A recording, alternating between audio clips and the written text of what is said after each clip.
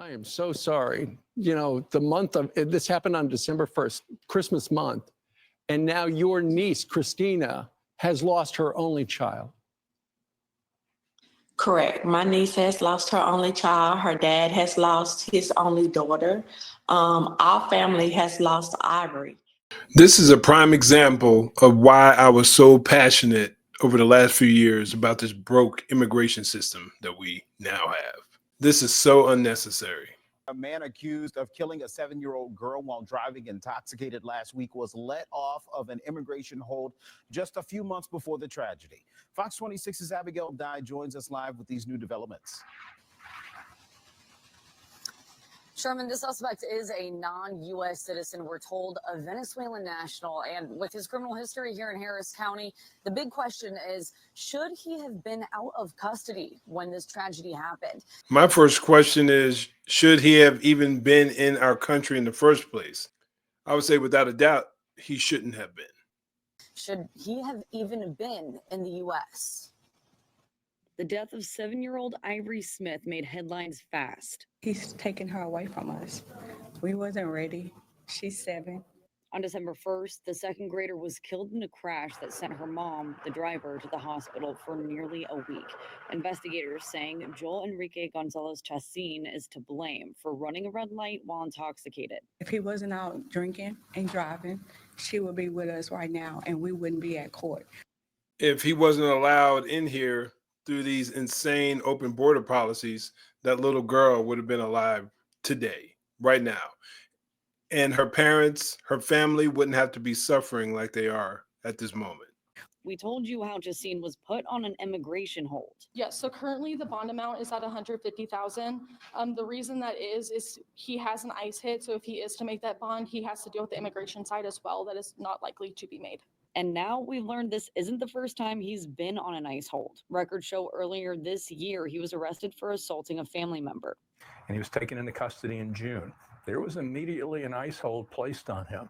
I mean, he couldn't bond out. The felony was dropped to a misdemeanor and he was sentenced to 113 days in jail. And the reason it was 113 days because that was the time he had already served. So basically, he just pled guilty and walked out the door because the ICE hold was lifted the day he pled guilty.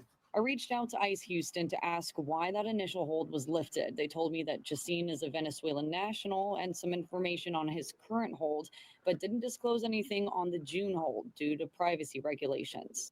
And I asked this on a separate video, but what kind of privacy concerns does he have as a non-citizen? I'm just curious. Now, maybe there's an aspect of privacy that I'm just not getting. But someone help me understand why he's afforded any of these particular privileges, even though he shouldn't have been here in the first place. Or why was that hold lifted when he discharged his sentence?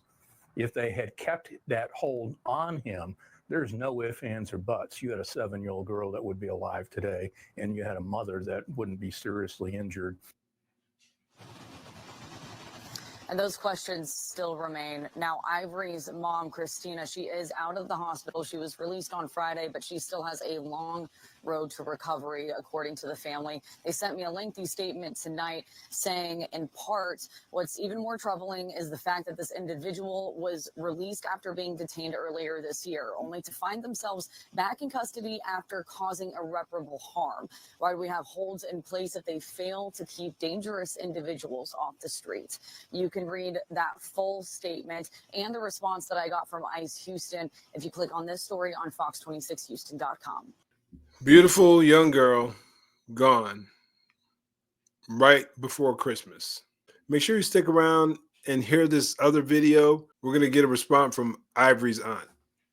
This, another horrific death out of a child out of Houston. 7-year-old Ivory Smith allegedly killed by a Venezuelan migrant in a drunk driving accident just 2.5 months after ICE released a hold against the suspect. According to the authorities, the suspect, once after the accident, jumped out of the car, took pictures of the crash, and then drove off instead of trying to help the victims. Now, Ivory's family is demanding justice. Now, who does that? Who, after getting involved in an accident, takes pictures and then gets back into your vehicle and then leaves, knowing that you could have possibly hurt somebody?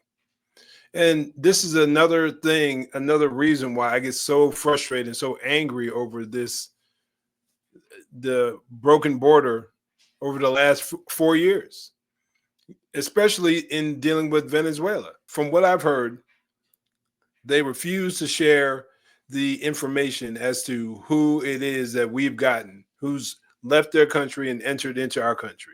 They refuse to cooperate. And I've heard nothing but rumor after rumor about how they've opened up their prisons and allowed all kinds of inmates to come to America under the demand that you just don't come back to Venezuela, but you can do whatever you want in another country. I'm telling y'all, I say it over and over again, but these people, this Biden administration, they need to pay. They need to pay for their responsibility, their role in this child's murder, this child's death. They're responsible. Who else can you blame? When your job as the president, the various other leaders who let our country down, when your primary job is to defend the American citizens, is to protect us. Reversing rules, executive orders that were put in place to protect us as a nation. But then you turn around and you undo everything that Trump did in his first 4 years. And you get this. Who else could be responsible but you? I'm telling you, I don't want Donald Trump to just move on and try to turn over a new leaf when it comes down to this administration and all the evils that they're responsible for. These people demand justice. Our country demands justice based on the crappy things that they did. In their zeal to swamp our country with illegals, just like Elon Musk said, their plan was to open the border, allow millions, tens of millions of illegal immigrants to enter our country, and then they would provide them a mass citizenship so that they could stay in power, because these people would feel beholden to them, because the Democratic Party would have been the ones that gave them citizenship. So they would have felt beholden to them, and then they would have had a permanent voter block for the next, couple of 100 years potentially. But instead, what they did, they exposed us to all kinds of criminal activity, potential terrorist activity. And they didn't give a damn about it, honestly, because they had other motives in mind. Again, I don't want this entire thing to be just looked over. Justice needs to be served, period. Let me know what you think. And Ivory's aunt, Sharonda Collins, joins us right now. Sharonda, good morning to you. Good morning. I am so sorry. You know, this happened on December 1st, Christmas month. And now your niece, Christina, has lost her only child. Correct. My niece has lost her only child. Her dad has lost his only daughter. Our family has lost Ivory, which was loved throughout our family. She was one of our youngest ones in the family. And we're just seeking justice. We're trying to get these laws changed because it's unfair. Like you guys say, it's 12 days before Christmas, and we're planning a funeral instead of trying to celebrate Christmas. Sharonda, explain that thing that I just talked about in this introduction. This migrant from Venezuela, after he hit the other car, jumps out, and rather than helps, he takes pictures and then gets in the car and speeds away? Yes, unfortunately, he didn't care. He didn't care that it was a mother and a daughter in that car, scared that he had harmed. He didn't try to assist. He didn't try to call for help. He got out, he took pictures, and he tried to flee the scene. Yeah. While they lay lifeless.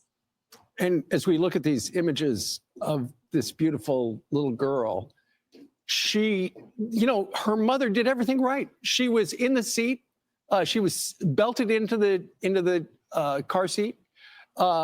She was just a few miles from home with her mom, and this happened.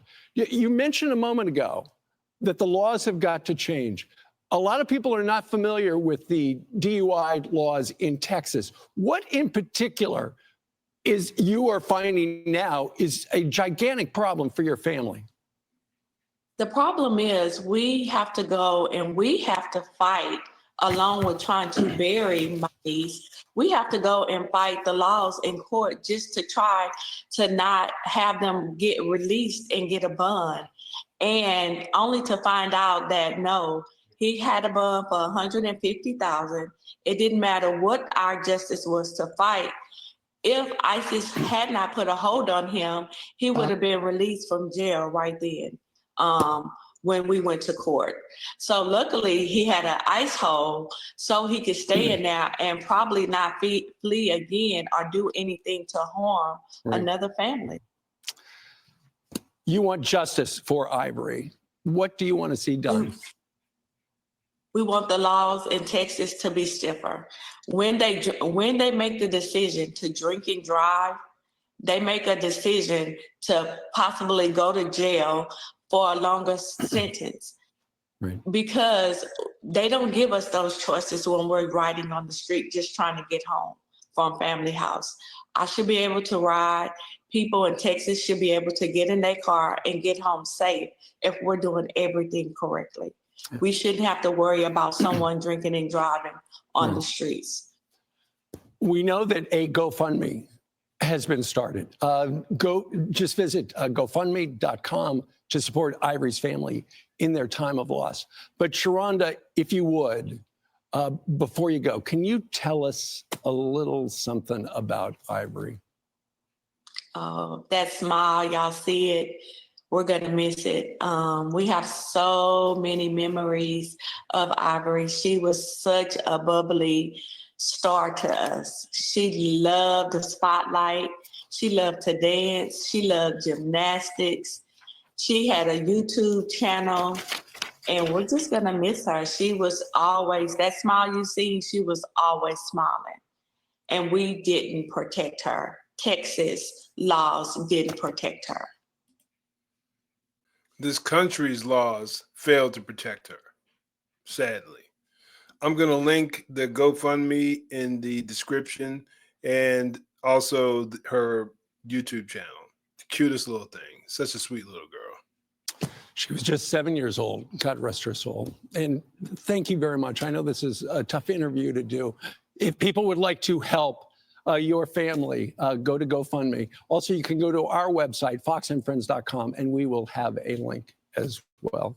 Sharonda Collins, thank you very much for joining us live, and we are so sorry about your loss. Thank you. Man, that's a hard one to watch without getting emotional. But again, I'm going to link all this information, all the information that they commented on, that they told us about in the comments, in the description box. Again, this shouldn't go unpunished. Whether it's this individual or the judges or the lawmakers, whoever it is, this should not go unpunished. Let me know what you think. Comment down below. And before you go, check out this video right here. If you appreciate content like this, make sure you hit the like button and you give me a subscribe. And I'll see you on the next video.